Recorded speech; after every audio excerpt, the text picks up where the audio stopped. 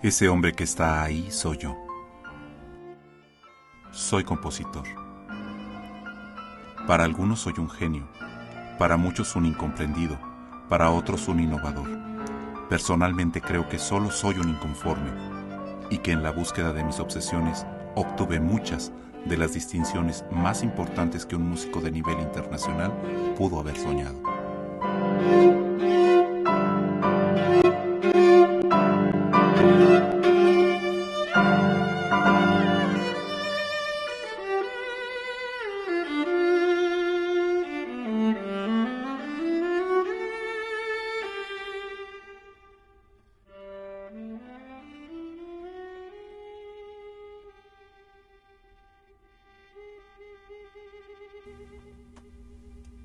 Mi nombre es Julián Carrillo y nací en Agualulco, San Luis Potosí, el 28 de enero de 1875 y nunca estuve conforme con mi destino.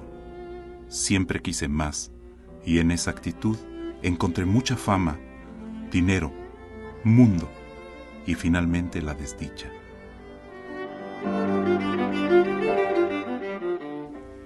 Julián Carrillo pertenece al pequeño grupo de músicos mexicanos que han trascendido nuestro país. Su genialidad, su sentido innovador y su trayectoria han sembrado admiración y respeto en todo el mundo. De origen humilde, el pequeño Julián fue descubierto por Flavio F. Carlos, cantando en el coro de la iglesia de su pueblo natal. Algún tiempo después, siendo adolescente, las personas de la capital comentaban que Carrillo tenía facilidad para instrumentar. Quizá por eso no le fue particularmente difícil distinguirse. El niño amaba la música. En 1893, cuando cumplió 18 años y a escondidas de su maestro, compuso una misa para solos, coro y gran orquesta. En aquel entonces el doctor don Francisco Ortega y Fonseca, médico distinguido y físico de gran renombre, fue mi maestro y en una ocasión comenzó a explicar las divisiones transversales de las cuerdas y los sonidos de ellas. Grande fue la sorpresa cuando el maestro expuso una ley de acústica diciendo: al dividir por la mitad la longitud de una cuerda, se produce la octava superior del sonido fundamental. Sin meditar demasiado, el joven Julián levantó la mano diciendo: ¿esa ley de acústica se cumple siempre? El doctor Ortega debe haber comprendido en el acto cuán grande era mi ignorancia y en forma sonriente me dijo: sí, Julián, esa ley está comprobada por siglos y no hay ninguna duda acerca de ella. Algo pasó en mi persona desde ese momento. Tuve una corazonada que cambiaría mi vida y al salir de clase, salí corriendo a mi cuartucho de estudiante para comprobar lo que el profesor acababa de explicarnos. Al llegar, tomé el violín y me apresté a dividir la longitud de la cuerda en el orden progresivo de los números. Es decir, que comenzando por 2 avancé a 3 y luego a 4, después a 5 y luego a 6 y a 7. Pero al pretender dividir la cuerda del violín en 8 partes iguales, me detuvo el problema material de que me quedaba un fragmento tan pequeño que me fue imposible continuar con el experimento. Pero eso no venció su búsqueda. Finalmente, un 13 de julio de 1895, Julián Carrillo, gracias a que utilizó una navaja que le permitía acceder a partes más pequeñas del violín, logró dividir un tono en 16 partes, pudiendo así por primera vez ampliar de 12 sonidos que existían en la música a 96. Ese día se logró obtener el sonido número 13 y al mismo tiempo se abría la posibilidad de acceder a una gama inmensa de sonidos, pues el mismo principio permitía dividir el tono en el número de fracciones deseado.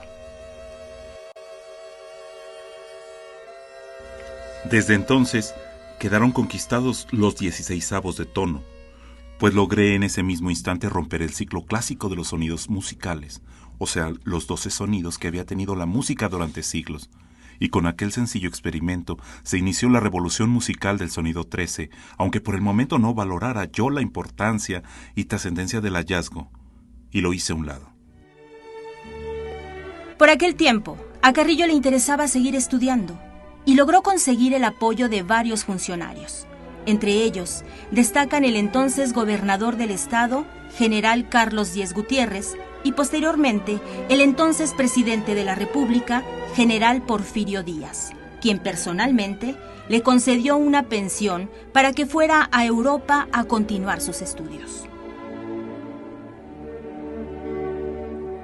En junio de 1899 partí hacia París, luego a Alemania, en donde se encontraban los mejores músicos del mundo, y finalmente me instalé en Leipzig por mi interés de ingresar al Conservatorio Real de Música.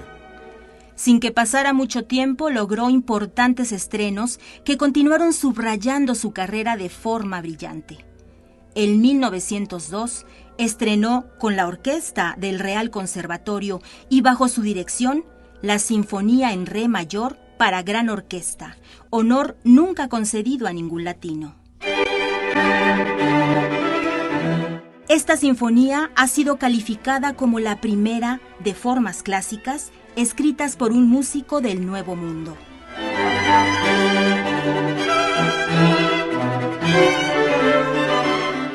Al regresar a México, un 11 de septiembre de 1904, el apoyo institucional no se hace esperar, y son múltiples los ofrecimientos para desempeñar puestos y encomiendas que ocupan la totalidad de su tiempo. Aún así, se permite viajar a Nueva York y funda la Orquesta América, con la cual obtiene la aprobación de crítica y público especializado. Sin embargo, toda esa actividad no le había impedido tomarse el tiempo para dar cabida a una vieja obsesión que tomaba cada vez más fuerza en sus pensamientos.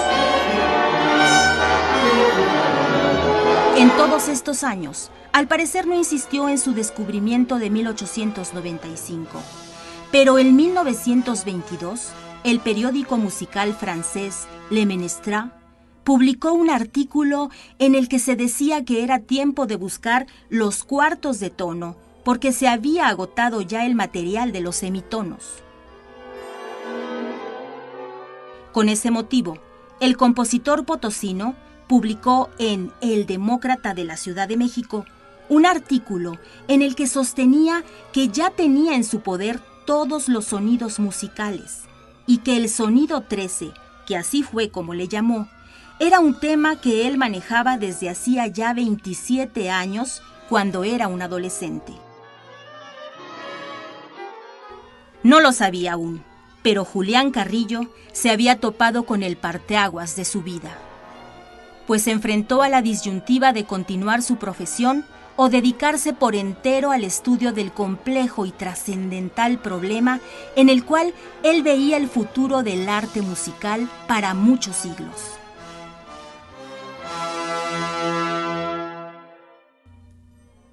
Dar a conocer la teoría del sonido 13 me imponía un gran número de actividades. Antes que nada, era necesario emprender una campaña de difusión, organizar una gran orquesta sinfónica para presentar mi nueva música, y eso requería, por ejemplo, de construir nuevos instrumentos que fueran capaces de poner en práctica mi descubrimiento. Carrillo tuvo que sacrificar su patrimonio familiar para hacer frente a los gastos que demandaba su gran campaña. Así, el 15 de febrero de 1925 tuvo lugar en el Teatro Principal de la Ciudad de México el primer concierto público con composiciones escritas por Julián Carrillo, en cuartos, octavos y 16avos de tono, usando un instrumental que fue desarrollado previamente, causando gran admiración entre músicos locales y extranjeros. El gran músico Leopoldo Stokowski le dijo a Carrillo: con los 16avos de tono, usted empieza una nueva era musical, y yo deseo estar al servicio de esa causa. Producto de ese reconocimiento, aquel preciado método fue aplaudido en Nueva York, después en Filadelfia y de ahí en gran parte del mundo. George Rimsky-Korsakov le comunicó a Julián Carrillo que estaba autorizado por los mandatarios rusos para implantar las teorías de Carrillo en el Conservatorio de Leningrado y en el Instituto de Ciencias de su país, y para tal efecto le pidió libros, instrucciones e instrumentos.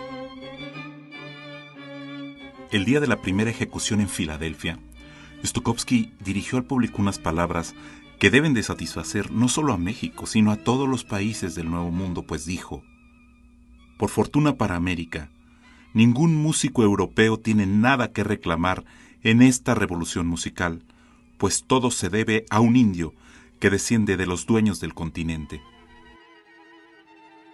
El maestro trabajó el resto de su vida en exponer y difundir su teoría del sonido 13, muchas veces con sus propios recursos y sin ninguna ayuda oficial. Esta ardua labor fue elogiada y aplaudida en Europa y Estados Unidos, en tanto que en México no solo fue ignorada, sino atacada en varias ocasiones. Esta situación le ocasionó muchos sinsabores al final de su vida, pues al saberse poseedor de un cambio extraordinario en la manera de ejecutar y percibir la música, no entendía la reticencia oficial a un cambio de paradigmas musicales llevado a cuestas de su esfuerzo y a beneficio de nuestro país. Ese nuevo sonido fue el que se produjo a la distancia de un 16avo de tono sobre la nota sol de la cuarta cuerda del violín, sonido que surgiera del experimento realizado por Carrillo, coincidentemente aquel 13 de julio de 1895. Julián Carrillo falleció en su casa, en la calle del Santísimo, número 25 de San Ángel.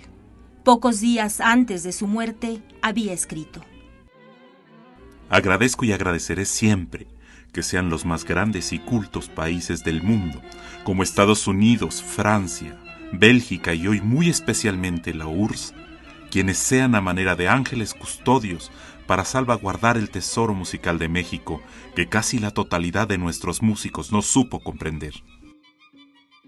Julián Carrillo, considerado un genio de la música. Sus restos descansan en la Rotonda de los Hombres Ilustres de la Ciudad de México, y su enorme legado sigue esperando la apertura, la comprensión y el arrojo que permitan dinamizar la música del siglo XXI.